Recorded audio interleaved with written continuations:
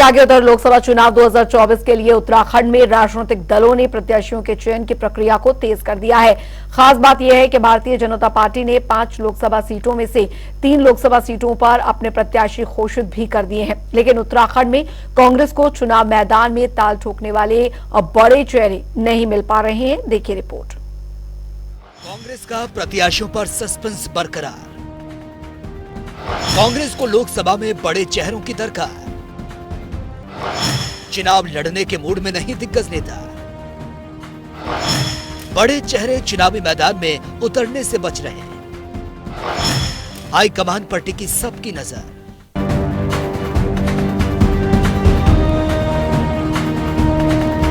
उत्तराखंड में लोकसभा चुनाव के लिए सभी राजनीतिक दलों का उम्मीदवारों पर मंथन जारी है। जिताऊ कैंडिडेट्स की तलाश के लिए बीजेपी, कांग्रेस, सपा, बसपा और यूकेडी समेत सभी दलों का मंथन चल रहा है।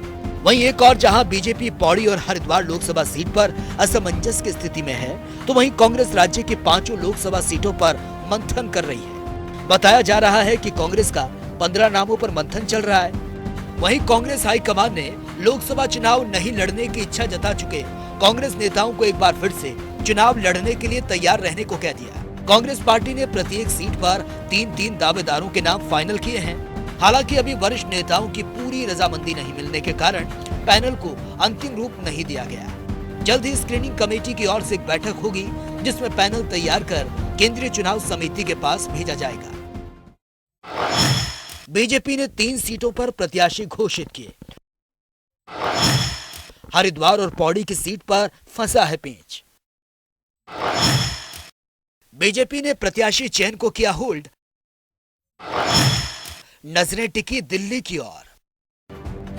वहीं बीजेपी का कहना है कि कांग्रेस के पास उम्मीदवारों की भारी कमी है, इसलिए अब तक कांग्रेस प्रत्याशियों की घोषणा नहीं कर पाई। बीजेपी चुनावी दंगल को जीतने के लिए मत प्रतिशत बढ़ाने के लिए महत्वाकांक्षी योजना पर काम शुरू कर दिया। इसके तहत प्रदेश के प्रत्येक विधानसभा क्षेत्र के 5 बूथों पर 100% वोट हासिल करने का टारगेट है। इसके लिए बीजेपी का चुनावी अभियान भी जारी है। बीजेपी राज्य की 5 लोकसभा सीटों में हैट्रिक के सपने को साकार करने की तैयारी में जुटी है और इसी के तहत मुख्यमंत्री पुष्कर सिंह धामी ने देहरादून में मेगा रोड शो किया। इस रोड शो में भारी भीड़ देखने को मिली। हालांकि कांग्रेस ने मुख्यमंत्री के इस कार्यक्रम को फ्लॉप शो तक बता दिया। इसी के साथ ही बीजेपी ने चुनावी दंगल को जीतने के लिए मत प्रतिशत बढ़ाने के लिए महत्वाकांक्षी योजना पर काम शुरू कर दिया। इसके तहत प्रदेश के प्रत्येक विधानसभा क्षेत्र के 5 बूथों पर 100% वोट हासिल करने का टारगेट है। 5 लोकसभा सीटों को 75% मतों के साथ जीतने का टारगेट है। इसके लिए पार्टी ने हर लोकसभा को 5 लाख के अंतर से जीतने की कार्य योजना बनाई है। देखिए, हमने जो हमारी 23 विधानसभा जो हम लोग किरणवश विधानसभा जीत नहीं पाए, लेकिन ऐसी अनेकों उनमें विधानसभा जहां हम लोकसभा में हर बार जीते हैं, तो हमने उसको कैटेगराइज किया है और ऐसा बूथ जो बूथ हमारा डी ग्रेड का था बी हो जाए। इस सब रचना के साथ साथ हमने कहा ना, बूथ जीता चुनावी दृष्टि से हमने प्रत्येक बूथ पर 10% अतिरिक्त मत प्राप्त करने का अपनी लक्ष्य बनाया और मैदानी क्षेत्रों के अंदर जितना पिछली बार वोट पड़ा था उसमें 370 अतिरिक्त वोट, 370 में इसलिए कह रहा हूँ कि श्यामपाल मुखर्जी को श्रद्धांजलि देने का हमको एक अवसर मिलेगा और हमने तय किया है कि मैदानी क्षेत्रों में हम पिछली बार से 370 अतिरिक्त मत पड़ेगा। ऐसा हमने रचना में अपने कार्य रचना में तैयार किया है।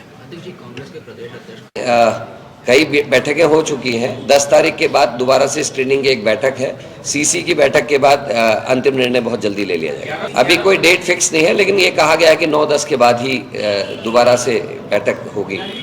11 को जो सीसी अगर हो गई अभी, क्योंकि आई एम नॉट कंफर्म, अगर वो होती है तो मुझे उम्मीद है कि कुछ हमारे बारे में भी डिस्कशन जरूर होगा। वहीं एक और जहां बीजेपी अपने लक्ष्य को हासिल करने में जुटी है, तो वहीं दूसरी ओर कांग्रेस नेता समेत सभी विपक्षी दल अब तक प्रत्याशियों का चयन तक नहीं कर पाए। कांग्रेस, सपा, बसपा समेत सभी राजनीतिक दल अभी 5 लोकसभा सीटों में जिताऊ कैंडिडेट्स की तलाश में हैं।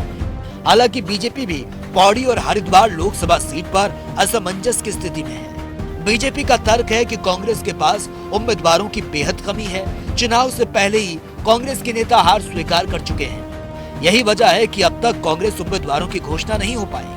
कांग्रेस ने लोकसभा चुनाव से पहले ही अपनी पराजय स्वीकार कर ली है और यही कारण है कि कांग्रेस के नेता चुनाव लड़ने से भाग रहे हैं। और उत्तराखंड में तो स्थितियाँ बहुत ही खराब हैं। और दूसरी अगर हम देखें तो केंद्रीय नेतृत्व भी जो उनका है वो भी अपने आप में दाएं बाएं हो रहा है। उनके जो सबसे बड़े नेता आज की तारीख में राहुल गांधी हैं, पहले तो उन्होंने अपना प्रदेश ही छोड़ दिया और दक्षिण में गए हैं, तो दक्षिण में भी वायनाड सीट पर उनकी जो गठबंधन है उसी के द्वारा चुनौती दी जा रही है।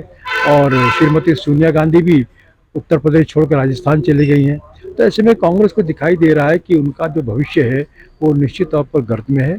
इसीलिए कांग्रेस के बड़े नेता नहीं चाहते कि उन पर पराजय का जो है लेबल चिपके, और इससे बचने के लिए कांग्रेस के नेताओं के द्वारा चुनाव लड़ने से मना किया जा रहा है। और ये सही बात है कि कांग्रेस मैदान में से पहले ही हट रही है। कमेटी की बैठक कल दिल्ली में आयोजित की गई, जिसमें सारे सदस्यगण और प्रदेश का नेतृत्व उपस्थित था। 45 नाम लगभग हमारे पास थे। उनमें से हमने 15 जो स्क्रीनिंग कमेटी ने 15 नामों को केंद्रीय हाईकमान को भेजने का निर्णय लिया है। 9 या 10 तारीख में फिर दोबारा एक बैठक होगी, जिसमें और भी मंथन किया जाएगा, चिंतन किया जाएगा कि किन उम्मीदवारों के नामों को केंद्रीय चुनाव समिति के सामने भेजना है। इसमें भी चर्चा की जाएगी। और कांग्रेस का प्रयास ये है कि मजबूत और टिकाऊ उम्मीदवार मैदान में उतारे जाएं, ऐसा पार्टी का मानना है। कुल मिलाकर चुनाव के लिए समय बेहद कम है। किसी भी वक्त लोकसभा चुनाव की आचार संहिता की घोषणा हो जाएगी, लेकिन अब तक कांग्रेस समेत तमाम विपक्षी दल अपने उम्मीदवारों की तलाश में लगे हैं। ऐसे में सवाल ये है कि कब उम्मीदवारों की घोषणा होगी और कब कांग्रेस की तैयारी शुरू होगी। देहरादून से जनता टीवी के लिए नवीन शुक्ला की रिपोर्ट।